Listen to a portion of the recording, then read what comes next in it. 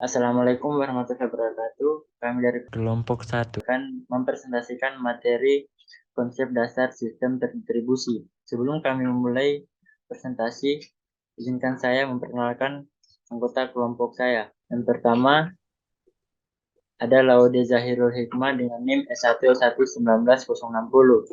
Yang kedua ada Yulia Citra dengan NIM S1S1 20023. Yang ketiga ada saya sendiri Arya Pratama dengan NIM S1S1 20061. Yang keempat ada Jaka Mesai Putra dengan NIM S1S1 20074. Yang kelima ada Niluh Eka Purniawati dengan NIM S1S1 20085. Dan yang terakhir ada Andianisa dengan NIM S1S1 20105. Baik, pada materi yang pertama kita akan membahas tentang definisi sistem terdistribusi. Sistem terdistribusi adalah sekumpulan prosesor yang tidak saling berbagi memori atau clock dan terhubung melalui jaringan komunikasi yang bervariasi, yaitu melalui local area network ataupun melalui wide area network, dan dilengkapi dengan sistem software terdistribusi untuk membentuk fasilitas komputer terintegrasi. Sistem terdistribusi ini berjalan di atas jaringan komputer, atau dengan kata lain, salah satu lainan dari jaringan komputer adalah sistem terdistribusi. Baik, sekian dari materi dari saya. Untuk selanjutnya saya serahkan kepada Jaka Mesai Putra. Baik, perkenalkan, nama saya Jaka Mesai Saputra, NIM S1S1 20074. Saya akan menjelaskan contoh sistem terdistribusi, di mana kelompok kami mengambil contoh di dunia perbankan, yaitu kasus kehilangan ATM, di mana kasus kehilangan ATM ini sudah lumrah terjadi di kalangan masyarakat, yang penyebab utamanya disebabkan oleh keteledoran masyarakat itu sendiri. Sekarang dengan adanya sistem terdistribusi, kita tidak perlu lagi melaporkan kehilangan ATM dan membuat ATM di kota atau tempat kita membuka rekening bank. Namun, kita dapat melakukan pembuatan ATM di kota manapun selama banknya sama dan bank itu sendiri terkoneksi di jaringan internet. Mungkin saya materi yang saya jelaskan, saya serahkan ke pemateri selanjutnya. Baik, di sini saya akan melanjutkan materi. Sebelumnya, perkenalkan, nama saya Andi Anissa dengan NIM S1S1 20105. Di sini saya akan membawakan yaitu karakteristik sistem terdistribusi, di mana yang pertama yaitu resource access and sharing. Yang kedua openness atau keterbukaan, dan yang ketiga konsurensi. Di mana resource and access and sharing adalah kemampuan menggunakan hardware, software, atau data dimanapun dan kapanpun. Karakteristik ini juga yang menentukan siapa saja yang dapat mengakses sebuah resource dalam sebuah sistem terdistribusi.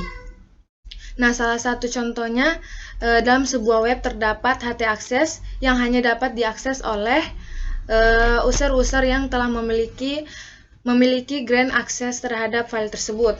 Kemudian yang kedua yaitu openness atau keterbukaan, di mana adalah sebuah keterbukaan dalam sistem terdistribusi memiliki pengertian kemampuan sebuah sistem dalam mengembangkan fleksibilitas terhadap peningkatan kinerja sebuah sistem, seperti penambahan modul baru dan ketersediaan extension atau plugin yang dapat terkoneksi dengan sistem lain. Contoh karakteristik ini misalkan sebuah aplikasi web banking yang dapat terhubung dengan sistem web milik perusahaan finansial. Kemudian yang ketiga yaitu konsurensi, di mana sebuah proses dalam sistem terdistribusi dilakukan secara konsurensi atau secara bersama-sama. Hal ini dilakukan untuk mencegah inkonsistensi dan validan sebuah data dan proses. Sebagai contoh, dalam sebuah aplikasi web yang diakses oleh banyak user, ketika user melakukan sebuah update, maka semua user yang mengakses halaman web tersebut akan langsung mendapat update terbaru tersebut. Baik, itu saja dari saya. Saya serahkan kepada pemateri selanjutnya. Terima kasih. Baik, assalamualaikum warahmatullahi wabarakatuh. Saya atas nama Laude Zairul Hikmah dengan stamp S1 1960. Baik, di sini saya akan melanjutkan penjelasan dari teman kelompok saya tentang karakteristik sistem terdistribusi. Yang pertama, scalability. Scalability memiliki pengertian bahwa sebuah sistem terdistribusi dapat ditingkatkan kinerjanya tanpa mengubah komponen-komponen yang ada dalamnya. Toleransi kesalahan pasti terjadi dalam sebuah sistem, entah itu disebabkan karena masalah jaringan, power supply, bencana alam, dan sebuah sistem terdistribusi dirancang memiliki kemampuan untuk menangani hal-hal tersebut. Contoh dalam hal ini adalah dibangunkan sebuah dashboard server, di mana ketika server utama mengalami down karena beberapa penyebab kesalahan, maka extended server langsung membackup sistem utama dan menggantikannya. Ketiga, transparansi secara umum di sini tidak berlaku untuk OSM. Biasa yang mengutamakan fungsionalitas, apakah ia sedang menggunakan sistem terdistribusi atau tidak. Namun secara khusus bagi seorang pengelola, baik itu developer atau administrator, sistem sangat perlu untuk mengetahui arsitektur dan sistem yang sedang digunakan, karena untuk mempermudah bagi mereka dalam mengembangkan atau memelihara sistem tersebut. Mungkin itu saja dari saya. Untuk penjelasan selanjutnya saya kembalikan kepada kelompok saya.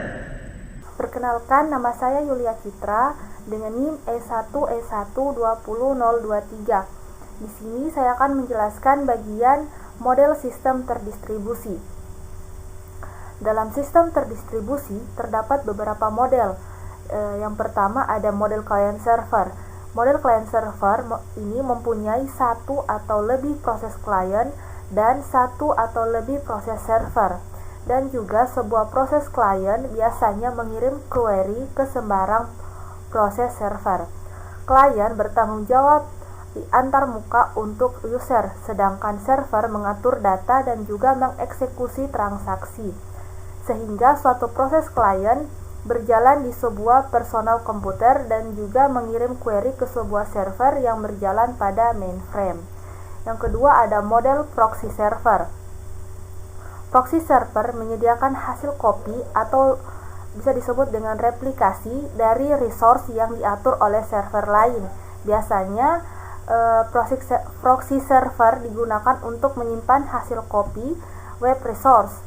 Apabila klien melakukan request ke server, hal yang pertama dilakukan ialah memeriksa proxy server, apakah yang diminta oleh klien terdapat pada proxy server. Proxy server bisa diletakkan pada setiap klien atau bisa dipakai bersama oleh beberapa klien. Tujuannya ialah meningkatkan performance dan availability dengan mencegah frekuensi akses ke server. Nah, bagian yang ketiga ada model peer-to-peer. Model peer-to-peer ini adalah bagian dari model sistem terdistribusi di mana sistem bisa sekaligus berfungsi sebagai klien maupun server. Sebuah arsitektur di mana tidak terdapat mesin khusus yang melayani suatu pelayanan tertentu ataupun mengatur sumber daya dalam jaringan dan semua kewajiban dibagi rata ke seluruh mesin, yang dikenal dengan peer. Pola komunikasi yang digunakan berdasarkan aplikasi yang digunakan. Peer-to-peer adalah model yang paling general dan fleksibel. Model yang keempat ada model mobile code. Model mobile code merupakan model kode yang berpindah dan dijalankan pada PC yang berbeda. Contoh pada model mobile code ini biasa pada applet.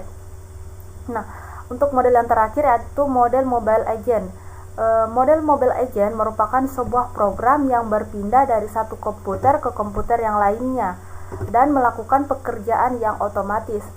Contohnya, ini contoh pada model mobile agent yaitu untuk install dan juga pemeliharaan software pada komputer sebuah organisasi. Itu saja penjelasan dari saya. Selanjutnya saya serahkan ke pemateri berikutnya. Baik, terima kasih atas kesempatannya. Perkenalkan, nama saya Nilo Eka Purniawati dengan NIM E1E120.085. Di sini saya akan menjelaskan permasalahan-permasalahan dalam sistem terdistribusi. Yang mana di sini permasalahannya ada 6. Yang pertama yaitu kompleksitas. Sistem terdistribusi bersifat lebih kompleks daripada sistem sentral.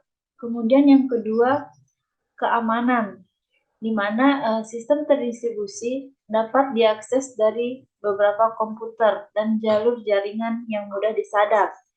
Sehingga keamanan jaringan, sistem terdistribusi menjadi masalah yang besar. Kemudian permasalahan yang ketiga, yaitu kemampuan untuk dikendalikan. Jadi komputer yang terdapat di sistem terdistribusi bisa terdiri dari berbagai tipe yang berbeda dan mungkin dijalankan pada sistem operasi yang berbeda pula. Nah, kesalahan pada suatu mesin bisa berakibat pada mesin yang lainnya, sehingga harus banyak usaha untuk mengendalikannya. Dan yang keempat yaitu tidak dapat diramalkan, yang mana sistem terdistribusi tidak dapat diramalkan tanggapannya. Jadi tanggapannya tergantung pada beban total sistem pengorganisasian dan beban jaringannya. Jadi untuk yang kelima yaitu kesulitan dalam membangun perangkat lunak. Jadi kesulitan dalam perangkat lunak yaitu menghadapi bahasa pemrogramannya yang harus apa yang harus dipakai, kemudian sistem operasinya dan yang lain-lainnya. Yang keenam yaitu masalah jaringan, karena sistem terdistribusi diimplementasikan dalam jaringan komputer. Maka dari itu berkaitan dengan jaringan komputer akan menjadi pertimbangan utama dalam merancang dan mengimplementasikan sistem. Kemudian adapun masalah dengan sistem terdistribusi yang lainnya yang sering muncul yaitu yang pertama masalah pada server, yang bagaimana merancang dan mengatur server dalam sistem terdistribusi. Kemudian ada juga permasalahan yaitu ketergantungan pada infrastruktur jaringan. Dan yang terakhir permasalahan lainnya yaitu kemudahan akses ke data. Kemudahan akses ke data yang di-share, sehingga memunculkan masalah keamanan. Jadi itulah permasalahan-permasalahan dalam sistem terdistribusi. Baik, sekianlah presentasi dari kelompok kami. Kurang dan lebihnya mohon dimaafkan. Assalamualaikum warahmatullahi wabarakatuh.